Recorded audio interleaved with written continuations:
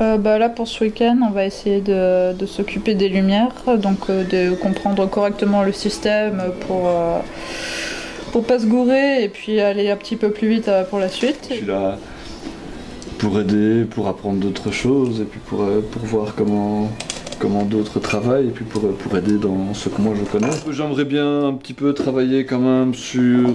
j'aimerais bien finir Guildarts. Déjà, j'ai pas grand chose à faire, je n'ai que les épaulières encore à faire et puis tout le reste c'est de la peinture. Moi pour ma part, je vais refaire certaines de mes pièces de l'armure de Shepard, donc les cuisses, la visière. J'ai plaisir à porter ce costume, alors j'en prends soin tout simplement. Je ne fais pas que filmer, c'est ça? C'est ça, tu ne fais pas que filmer. Avec ça, tu tiens plus longtemps la journée qu'avec... plus longtemps avec 2 piles crayons qu'avec une pile de 9 volts. Ah ouais.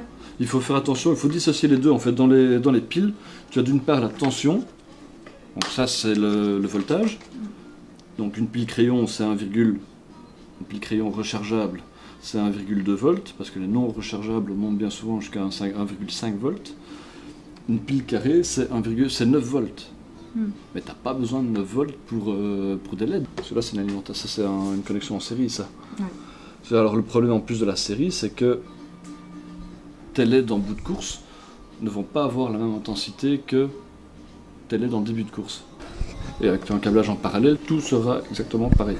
Le plus c'est toujours la plus longue. Il faut absolument brancher le plus sur le plus, le moins sur le moins. Sinon c'est gris à coup sûr. Le plus, tu vas sur ta résistance, et la résistance, tu vas sur le premier plus, et puis le deuxième plus, et le troisième plus, le quatrième plus, le cinquième plus. Et avec ton fil négatif, tu vas sur le premier moins, puis sur le deuxième moins, troisième moins, quatrième moins, cinquième moins. Dans les fils, hein. Pour que ce soit un système ou l'autre, de toute façon, c'est la même chose. Je suis donc en train de souder mes LED sur le plus. Donc j'arrache les petits bouts avec les dents pour pouvoir faire apparaître les fils. Je les enroule tous les deux. Et ensuite j'enroule ce que j'ai enroulé sur le plus de la LED, donc c'est-à-dire la tige la plus longue. Et je les tasserai ensemble là où j'ai fait des points sur la ligne. Après je ferai les moins. Je relierai à deux résistances, l'interrupteur, la batterie, tout ça. Enfin, on va voir après. C'est quoi? Gaine thermo rétractable, c'est pour protéger toute l'Écosse.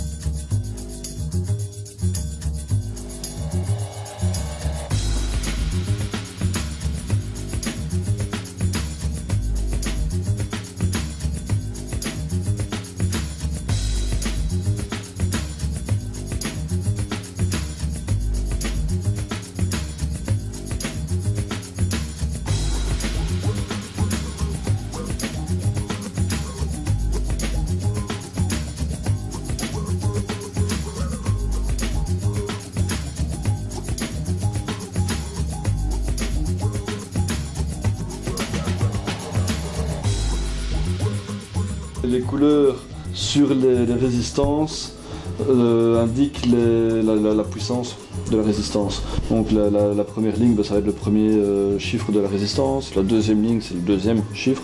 Donc par exemple si on a une résistance avec une première ligne brune et puis une deuxième ligne noire, on est à 10.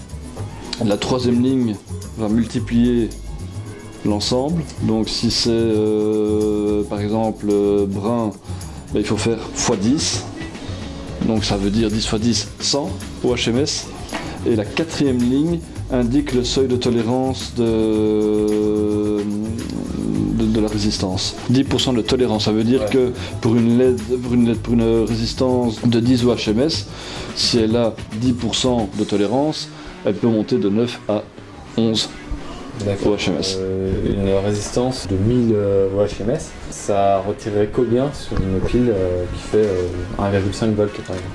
Je suis bien content que vous l'ayez posé, je n'en sais rien du tout. Il faut faire des calculs compliqués et j'aime pas faire ces calculs-là. Moi, je prends un calculateur d'office. D'accord. Donc tu passes par des sites particuliers? Non, bien souvent sur les calculateurs automatiques, on en trouve plein sur internet pour ça. Et je crois que c'est même préférable parce que, personnellement, je trouve ça compliqué à faire comme calcul. Alors, qu'est-ce que c'est? Ça, c'est un régulateur de tension. Donc ça permet, quand tu as des piles qui sont au-dessus de la tension demandée par les LED, de ne pas devoir utiliser d'une part des résistances et de pouvoir fournir la bonne tension à toutes les LED de ton costume. Quand on voit tout le travail que demande de souder toutes des résistances en prime, c'est beaucoup plus rapide avec un appareil comme ça. Ça ne fait qu'une seule source de chaleur entre guillemets, parce que toutes les résistances, même si c'est pas énorme, c'est une source de chaleur à chaque fois. Rock'n'Block a eu la gentillesse de me graver proprement une plaque de la visière de Shepard. Et pour faire ressortir les motifs, vu que pour le moment j'ai pas de lumière assez puissante pour faire tout l'angle, je l'ai fait ressortir avec un Posca. Et là je gratte pour enlever l'excédent.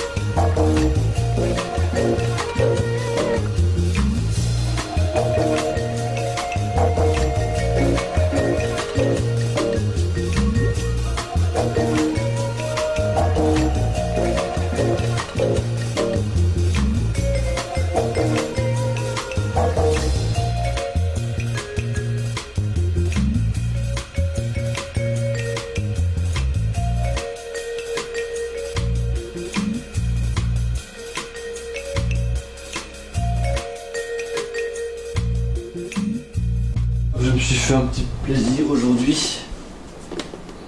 Comme c'est la même puissance, on va l'essayer aussi. Voilà, abricot dépôt. Abricot dépôt pour 19 €. C'est pas cher. Ça fait plaisir.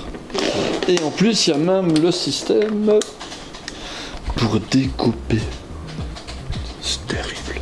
Oh, ça va faire plaisir, ça. Un scalpel chauffant. Oh, j'ai déjà envie de l'essayer.